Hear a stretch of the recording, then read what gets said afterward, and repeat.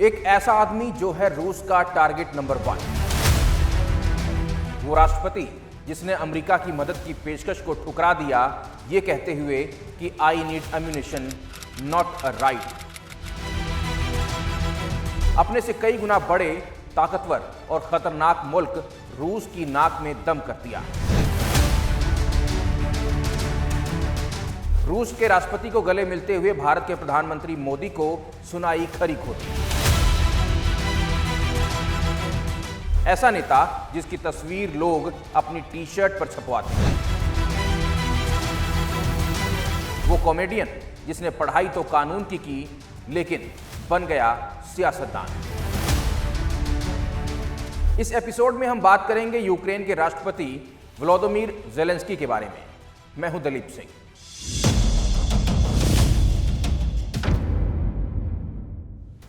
Stage पर और अपने टीवी ड्रामों के जरिए लोगों को हंसाने में माहिर कॉमेडियन को कभी अंदाजा नहीं था कि एक टीवी शो में निभाया गया किरदार 4 साल बाद हकीकत में बदल जाएगा। किरदार था देश के राष्ट्रपति का। व्लादिमीर ज़ेलेंस्की साल 2019 में यूक्रेन के राष्ट्रपति चुने गए थे। उसके पहले साल 2015 में उनका एक टीवी शो आया जिसका नाम था सर्वेंट ऑफ द पीपल।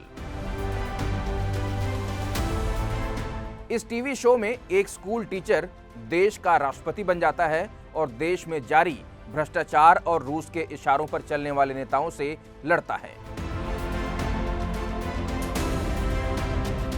कई साल ये शो सुपरहिट रहा। यूक्रेन के जो हालात टीवी शो में दिखाए गए थे, हकीकत भी वैसी ही थी।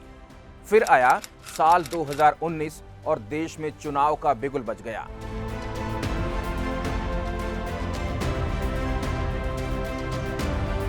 तब तक ज़ेलेंस्की का शो काफी मशहूर हो गया।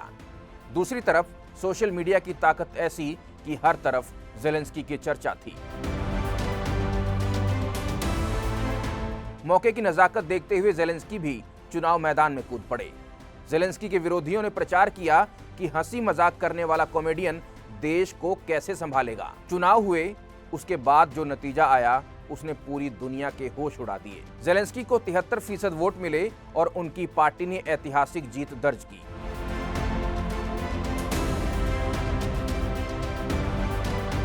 टीवी शो में नकली राष्ट्रपति बना कलाकार असल जिंदगी में यूक्रेन का राष्ट्रपति बन गया था।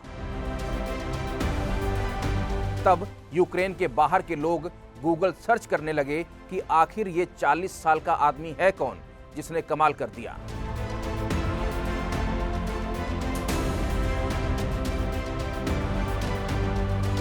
वो बात अलग है कि जीतने के बाद ज़ेलेंस्की पर भ्रष्टाचारियों को शह देने और विदेश में जायदाद बनाने के इल्जाम भी लगे।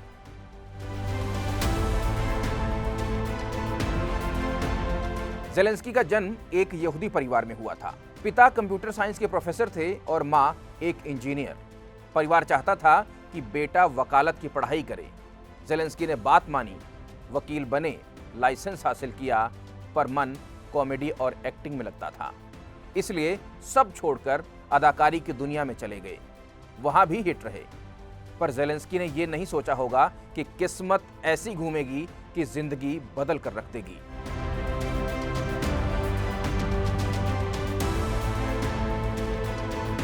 राष्ट्रपति बनने के बाद मुश्किल से 3 साल बीते थे कि ज़ेलेंस्की के सामने ऐसी चुनौती आ खड़ी हुई कि उन्हें भी समझ में नहीं आया कि क्या करें।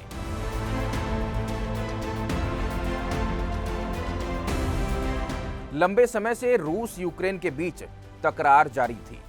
रूस का तर्क है कि कभी सोवियत यूनियन का हिस्सा रहा यूक्रेन, कभी देश था ही नहीं। रूस यूक्रेन के यूरोपियन यूनियन, नेटो और अन्य यूरोपीय संस्थाओं के साथ करीबी होने का विरोध करता रहा है। रूस यूक्रेन पर पश्चिमी देशों की कठपुतली बनने का भी आरोप लगाता है। कई बार दोनों देशों के बीच तनाव बढ़ा, सरहद पर कई बार टकराव हुआ, पर हालात फरवरी 2022 तक आते आते इतने खराब हुए कि अचानक रूस के राष्ट्रपति व्लादिमीर पुतिन कैमरे पर आए। दिन था 24 फरवरी 2022। पुतिन ने कहा कि हम यूक्रेन में स्पेशल मिलिट्री ऑपरेशन चलाने जा रहे हैं। यूक्रेन के बॉर्डर पर रूस की मिलिट्री सरगर्म हो गई। ऐसा लगा कि आने वाले कुछ घंटों में यूक्रेन पर रूस कब्जा कर लेगा। सवाल उठे कि अब क्या कॉमेडियन से राष्ट्रपति बने ज़ेलेंस्की टिक पाएंगे? पुतिन के ऐलान के बाद ज़ेलेंस्की कई घंटों तक दिखाई नहीं दिए। सवाल उठने लगे कि ज़ेलेंस्की कहां हैं? ये भी कहा जाने लगा कि ज़ेलेंस्की देश छोड़कर भाग निकले। पर अचानक अगले दिन एक सेल्फी वीडियो जारी हुई जिसमें यूक्रेन की राजधानी कीव में खड़े होकर ज़ेलेंस्की ने संदेश दिया, मैं कहीं नहीं गया, यूक्रेन रूस का मुकाबला करेगा। Будемо захищати нашу державу, тому що наша зброя – це наша правда. Наша правда в тому, що це наша земля, наша країна, наші діти. І ми все це будемо захищати. Ось і все. Ось це і є те, що я хотів вам сказати. Слава Україні! इस सारी घटना पर अमेरिका की तीखी नजर थी। अमेरिका ने ज़ेलेंस्की को ऑफर दिया कि अगर वो चाहें तो अमेरिका ज़ेलेंस्की और उनके परिवार को यूक्रेन से सही सलामत रेस्क्यू कर लेगा।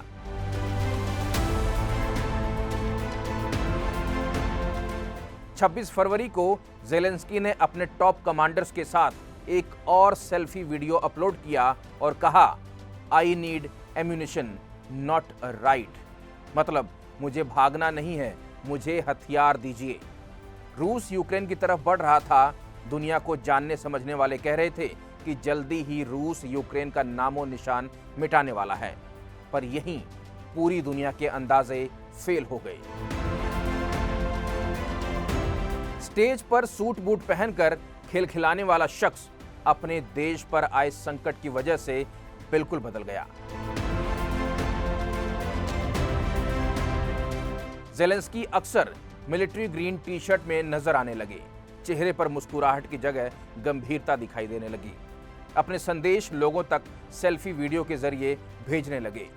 यूक्रेन के शहरों पर रूसी मिसाइलों के हमले लगातार बढ़ने लगे। लोग बंकरों में छुप कर रहने लगे। यूक्रेन में ज्यादातर घरों में बंकर बने हुए हैं। जितने रूस के हमले बढ़ रहे थे, ज़ेलेंस्की उतनी ही ताकत से पूरी दुनिया से समर्थन मांग रहे थे।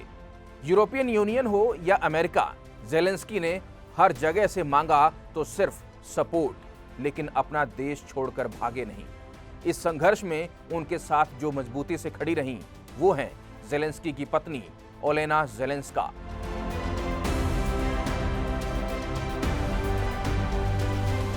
मिलिट्री के बंकर से लेकर बॉर्डर पर अपने सैनिकों का साथ देने वाले ज़ेलेंस्की की पत्नी अपने दोनों बच्चों को मिसाइलों के हमलों से बचाते हुए घर में कैद नहीं रहीं। सरहद पर सेना में हजारों औरतें वर्दी पहनकर रूसी सेना का मुकाबला कर रही थीं, तो ओलेना अमेरिका समेत कई देशों की यात्रा पर थीं, अपने देश के लिए मदद मांगने के लिए। ज़ेलेंस्की और उनकी पत्नी की कोशिशें रंग लाईं और यूक्रेन को कई देशों से मदद मिलने लगी। इंटरनेशनल क्रिमिनल कोर्ट ने पुतिन के खिलाफ अरेस्ट वारंट तक जारी कर दिया। रूस ने जंग शुरू होने के एक साल बाद यानी 2023 में एक और चाल चली। यूक्रेन और रूस दोनों ही दुनिया के बड़े गेहूं उत्पादक हैं। रूस ने ब्लैक सी में यूक्रेन के बंदरगाहों की नाकेबंदी कर दी। यहां से कई हफ्तों तक यूरोप को गेहूं की सप्लाई नहीं हो पाई। इससे दुनिया भर के बाजारों में गेहूं की कीमतें बढ़ने लगीं।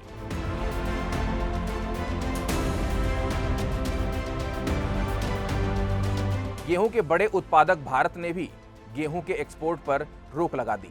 पर सवाल ये उठता है कि मिलिट्री पावर में अपने से करीब 4 गुना बड़े रूस से 2 सालों से यूक्रेन कैसे टक्कर ले रहा है?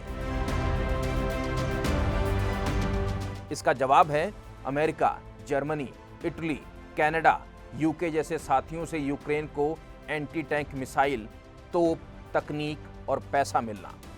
इतने लंबे संघर्ष के बाद तो ये भी कहा जाने लगा कि रूस ने पंगा लेकर गलती कर दी। रूस की फौज थक चुकी है। इस जंग में ब्रिटेन की डिफेंस मिनिस्ट्री ने अंदाजा लगाया कि रूस के कुल करीब 3.5 लाख सैनिक मारे गए या जख्मी हुए, लेकिन कभी रूस की तरफ से कोई आंकड़ा जारी नहीं हुआ। कई अंदाजे लगाए गए कि रूस में करीब 50,000 रूसी सैनिकों की कब्रें गिनी गई हैं, पर आधिकारिक आंकड़े सामने नहीं आए। अमेरिका का दावा है कि यूक्रेन के 70,000 से लेकर के 1,20,000 सैनिक मारे गए, पर ज़ेलेंस्की ने कहा कि जंग के 2 साल बाद हमारे 31,000 सैनिक मारे गए हैं।